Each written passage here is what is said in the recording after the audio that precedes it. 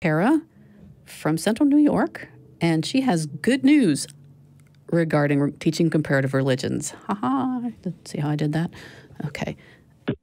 Kerra? Hello? You're on the Hi. air with Janet, Dale, and Claire. You had a question for us? Hi, everybody. Hi. No, I hear so many people calling about not just this show, but the other shows with your organization, where every once in a while there's somebody worried about their kid or their children having a religious parent and their skeptical selves. And I raised 4 children who are now 23, 21, 20, and 16. Mm. And it wasn't exactly I taught comparative religion because I didn't teach a class on it, but I exposed them, like you were just talking about, to everything that I could about religion and tried to keep my opinion out of it as much as possible. And I didn't tell them that I didn't believe in God. Which is a thing to do for an entire childhood for 4 children. It certainly is. I probably slipped at some point. Like where we lived, we had limited churches too. I wasn't able to take them to a lot of churches because it was, surprise, all Christian. And I took them to a lot of different denominations.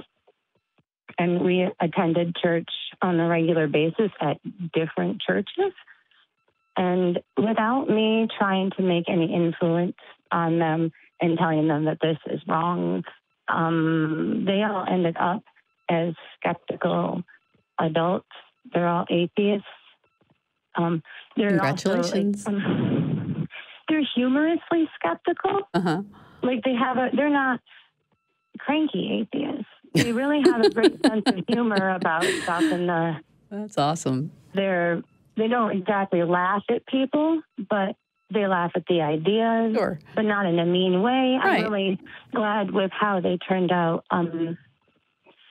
They're able to be compassionate to people about what they believe without giving any credence to the beliefs. Mm-hmm. And I didn't specifically teach any of that. It's just what develops naturally from teaching them, having a bookshelf in the house full of every book on every religion that I could get. Yeah. And age-appropriate stories. Like when we were learning history, we read about the creation stories of cultures all over the world. Mm-hmm. And Christianity was just in there with all the rest of them. Yeah. And so I hear so many people calling, being worried about what's going to happen, and with patience and a couple of decades, it turned out okay. At least for us, I think 4 out of 4 is pretty good, right? Congratulations! That's amazing. That's wonderful. I am so glad to hear it. Good stuff. I hope it gives some hope to people who are worried about their kids going to church and such. But if they just trust the kids to be able to take in all the information and come to their own conclusions eventually, at least they'll be making their own decisions.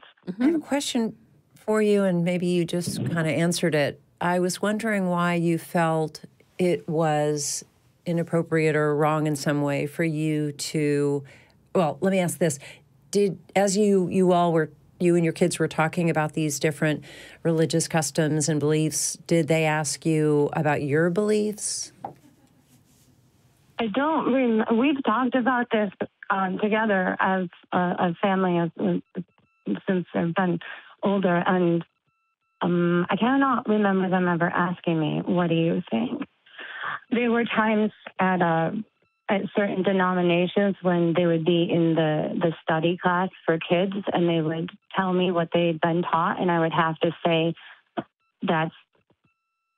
I don't believe that, because it would be like at the Seventh-day Adventist, they were told that certain things that we ate, like catfish, were really, really bad. And they're like, Mommy, they said that we can't eat catfish anymore. And I'm like, oh, shoot, now what do I do? Yeah. I want to do, I don't, the Old Testament says a whole lot of stuff we're not supposed to do. There's this whole list where that comes from. Do you think all of this we shouldn't do? I ask that because I think that there are many atheist parents who feel obligated to not share any of their own worldviews or philosophies. They may talk a lot about science, perhaps, but they feel somehow that they're going to be over-influencing their child in some bad way to let them know how they look at the world, and that they,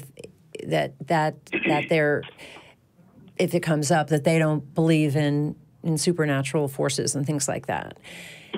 And I guess I feel like oftentimes since I wrote this book on religious child abuse, and I've heard many atheists make the statement, any kind of religious teaching is child abuse. There are people that believe that. And what I've often said to that is, it's not so much what you're teaching, it's how you're teaching it. And so when someone, say, is religious, that they have certain religious beliefs, it's perfectly fine for them to be letting their kids know that this is what I believe. The important thing is that you do make it a personal type statement, as opposed to, no, this is true and you have to believe it. That's when it gets exploitive and abusive.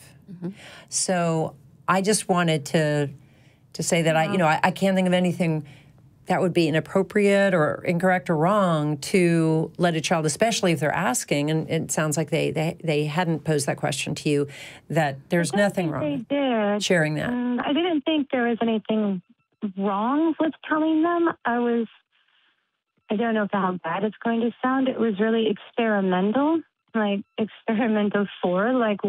would, since it's harmless to them for me to not, if they asked, I would have told them, but we don't remember it coming up ever. And I really wanted to see what would happen if, just given all the information, what they would come to on their own. It wasn't that I thought that saying something would be bad, but also I was raised myself evangelical, Pentecostal. So you knew what it was like to have religious messaging shoved down your throat.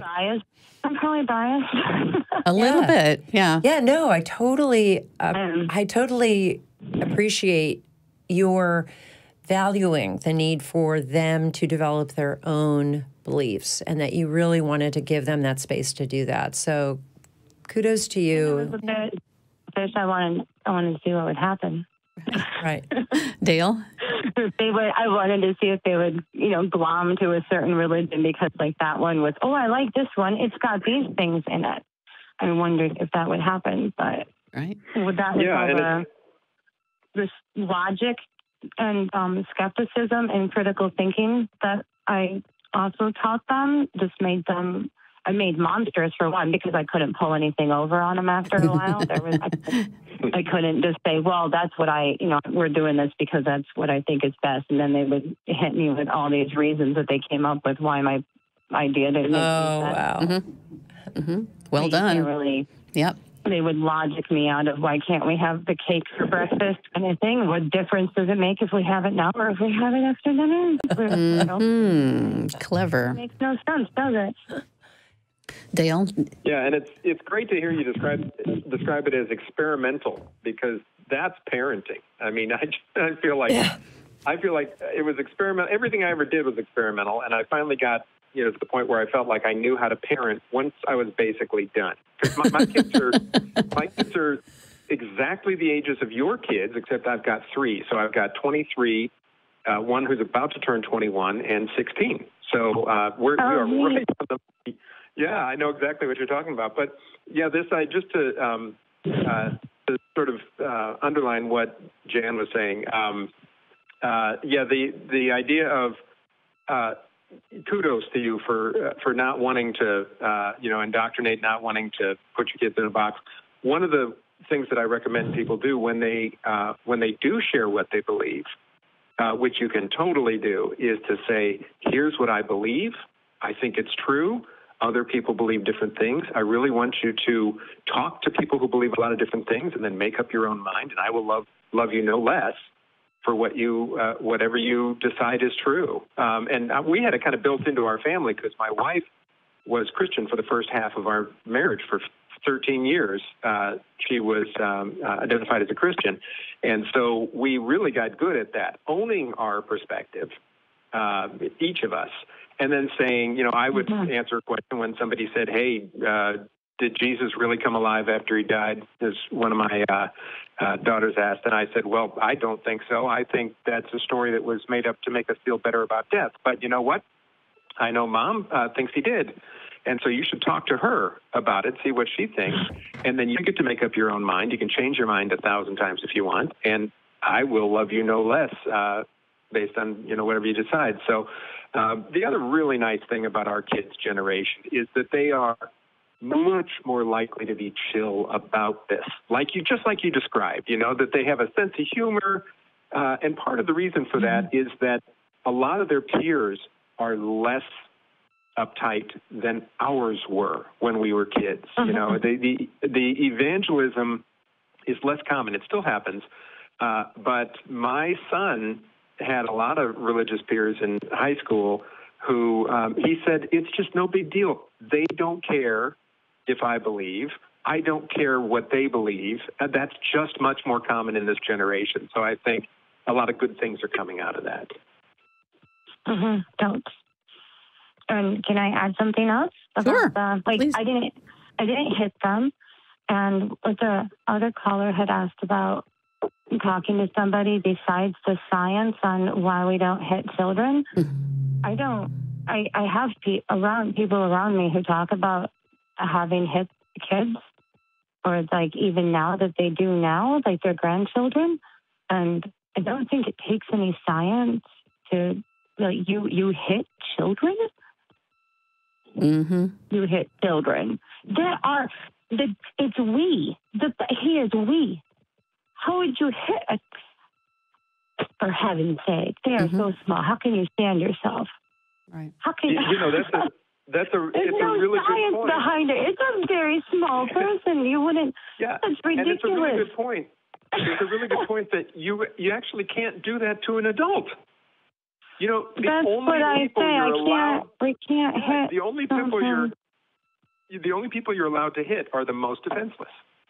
That's crazy. It's even illegal in most places to hit a dog. Right. Oh, yeah, that's true. And most people would not do that. Most people that hit their kids would think it would be bad to hit a dog. It's a lot of this it's still us breaking away from the old ways. And so we're evolving generally speaking, in a good way in that regard too. It was cool to hear you say that about the no punishment movement, because we did. It was I didn't want to use the words good and bad too often, because their behavior at the time, especially when they're very young, really has no reflection on their character. They're not able to control these things. So it wasn't. People would say oh, is he good? I'm like, he's 2. He's really not able to be good or bad. Right. They didn't like the word tantrum and stuff. So they would lay on the floor and yell, and I'd be like, whoa, man, you are so angry. Yeah. Yeah. Yep. Wow, you are mad. That is some powerful anger. You're letting them feel that get it, that you are empathetic, and that is the underlying point of the book that I had been recommending, The Happiest Toddler on the Block. It's all about a child feeling that they've been heard, and it does amazing things to their, ability to just feel they can relax, and they just feel like they've got a little more control.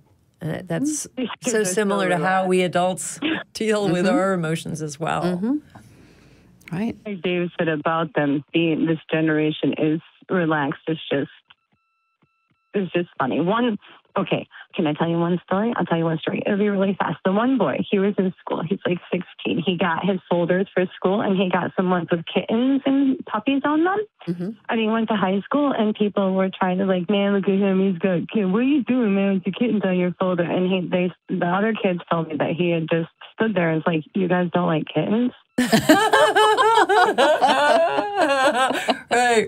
What's wrong with you? That's awesome. Yeah. Yeah. Oh, man. Anyone's sexual orientation has to do with whether or not they like kittens. Yeah, right? Oh, my gosh. And that's how they treat everything in their life. They just look at it cold and take it for what it is, and then they're done. They don't carry it around with like this burden of, oh no, about so much stuff. They just... Right. Let's not normalize hating puppies and kittens. Let's normalize loving puppies and kittens. Pretty basic. Yeah. Well done, Mom. Thank you for calling. Thanks. Thank you, Kerra. Thank you for talking to me. It Absolutely. was really fun. I'm glad you called. Bye. Take care.